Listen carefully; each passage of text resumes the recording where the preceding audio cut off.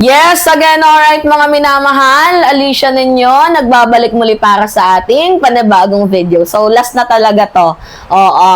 Pag-usapan natin itong sinasabi ni ni Amy Marcos na pinahamak niya daw itong si Sara Duterte kasi parang ang nangyari, si Amy Marcos daw po ang pumilit na magtandem dyan kay Presidente sa kanyang kapatid. Actually, Amy Marcos, kung meron ka man dapat hingian ng tawad, walang iba kundi kami. Kaming mamamayang Pilipino, kasi hindi ko naman talaga iboboto yan si Sara kung hindi dahil kay Presidente. Hindi ko iboboto si Sara Duterte kung hindi dahil kay PBBM.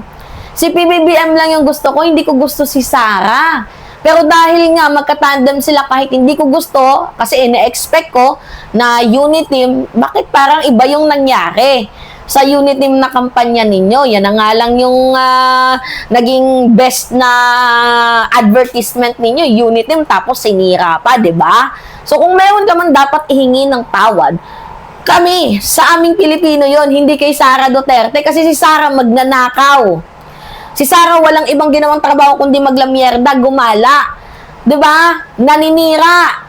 So, kay Sara ka pa ba dapat humingi ng tawad? Dapat kung meron kang hihingan ng tawad, yung ama mo, na si Lacson. Tapos dito kay dating First Lady Imelda Marcos at sa mamamayang Pilipino.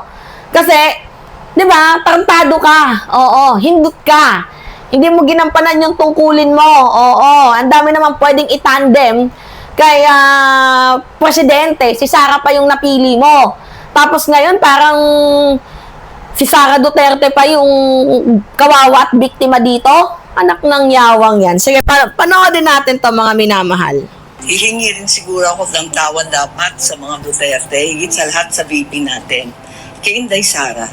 Pinahamak ko siya eh. Talagang naiisip ko na guilty ako. Sana nananahimik sa Davao yun. Mayor siya, walang kalaban-laban, walang hassle, walang gulo. Si Presidente, si Tatay Digong, nandito sana sa Oh, narinig mo, Sara, nananahimik ka daw sa Davao. Kahit nga din ata si Amy, hindi satisfied na maging vice-presidente ka eh. Kung alam niya lang, dapat dyan ka na lang din daw sa Davao. Galing yan kay Amy ha, nananahimik ka daw sa Davao. Siya lang daw yun ang gulo sa'yo. Eh kung hindi ka niya ginulo, eh di sana, mayor ka lang daw dapat. 'Di ba? Oh. natin. Ang dami kong pagsisisi. Pero sa totoo lang, naisip ko rin, at nung kinakausap ko pa si VP noon, noong 2021, wala siyang kabalak-balak tumakbo para sa national, nakarehistro na nga siya. Actually, kung yan lang din sana yung nangyari, mas maganda, no? Na hindi na lang tumakbo itong si Sara Duterte. Eh di sana, walang mga malakihang pagnanakaw sa kaban ng bayan na nangyari. 'Di ba, mga minamahal? Kakaloka. Oh. Para mayor.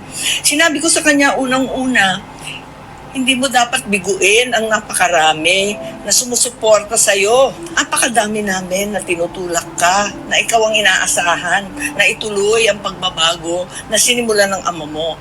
You can't disappoint us. Maraming umaasa. Ikaw lang yung tanging pag-asa ng nakararami. Ikalawa, Paano magiging pag-asa yung magnanakaw? Sige nga, Amy. Paano maging pag-asa ang isang magnanakaw ang hindi marunong sumagot sa issue ng confidential funds, ang laging tumatakas sa transparency and public accountability? Paano magiging pag-asa yon? Pag-asang lumubog ang bansang Pilipinas? Yun ba yon? hindi tayo sigurado kung anong mangyayari. Tignan mo yung pamilya ko. Hindi mo naman iisipin na darating ang araw na uupakan kayo, yuyurakan ng pangalan. Talagang aping-api. Talaga ba? Si PBBM pa talaga ang nagyurak? Or baka naman yung mamamayang Pilipino ang yumurak sa mga Duterte dahil sa kanilang ginawang kasamaan? Shout out sa'yo, Trillanes, ang galing mo. 'Di ba? Anong si Presidente? Wala nga kinalaman dyan si Presidente. Dinadamay mo pa, Amy, sa script mong yan para magmukha kang mabango sa mga didilis. Ang pamilya, ganyan ang politika, brutal. Ngayon, nag-uusap kami. Sabi nga niya, pag nayayamot, sasabihin sa akin, kasalanan mo to eh, dinamay-damay mo pa ako eh. Sabi ko talaga, dinamay kita pa rin. Hindi ko naman akalain magkakaganito. Higit sa lahat, isipin natin, kung mayor ka lang, ano kaya ang gagawin sa iyo? Anong gagawin sa syudad mo, sa Davao, sa buong Mindanao at Mindanawan? Mabuti nga, VP ka. Kahit papano, number 2 sa buong bansa. May paninindigan, may tatayuan. At least, kahit papano, kahit inaape, kahit ini-impeach, VP ka pa rin. Nasa posisyon kang tumulong sa iba at ipaglaban kaming lahat.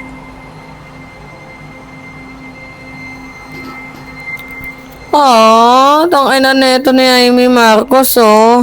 Drama pa more, pa-hour effect pa more, getting the media attention pa more. Tang ina mo, Amy, ikaw yung walang kwentang kapatid. Oo, pwede mo yan sabihin in public, in private. Pero sasabihin mo yan in public, ano yan? Another strategy? Actually, nakakasawa na yung ganyang klaseng concept. Oo. Holy Week ngayon, Amy. Tang-ina ka. Holy Week ngayon. Hallelujah, amen. Holy Week ngayon. Diyos ko! Amy Marcos. April Fools. April Fools.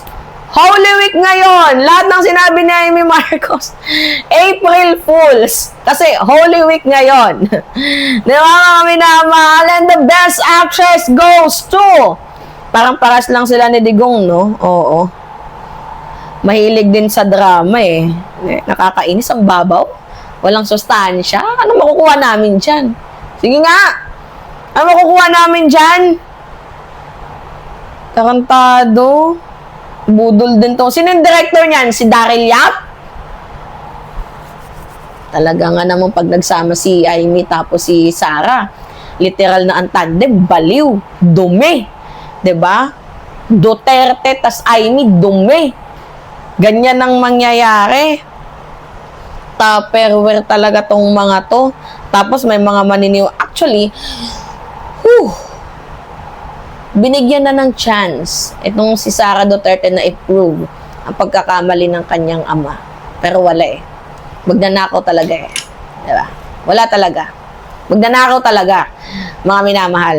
Kaya itong ginagawa ni Amy, another strategy na lang yan. Oo, para magpabango sa mga DDS. And well, yan naman talaga yung goal niya. Maging mabango ang kanyang pangalan. Maging malinis ang kanyang pangalan sa mga DDS. Diba? Para makakuha ng boto. And they are ready for the 2028. Nagpapahangin na, diba? Itong si Amy Marcos. Alright, kayo, ano masasabi nyo dito? Anyway, it's me again, Alicia ninyo. Nagbabalik muli para sa ating panibagong video. Pengi lamang po ako ng comments, likes, and share. And also, don't forget to click the subscribe and always nyo pong i-hit ang notification bell for more update. Yun lamang po at ingat, mga kababayan!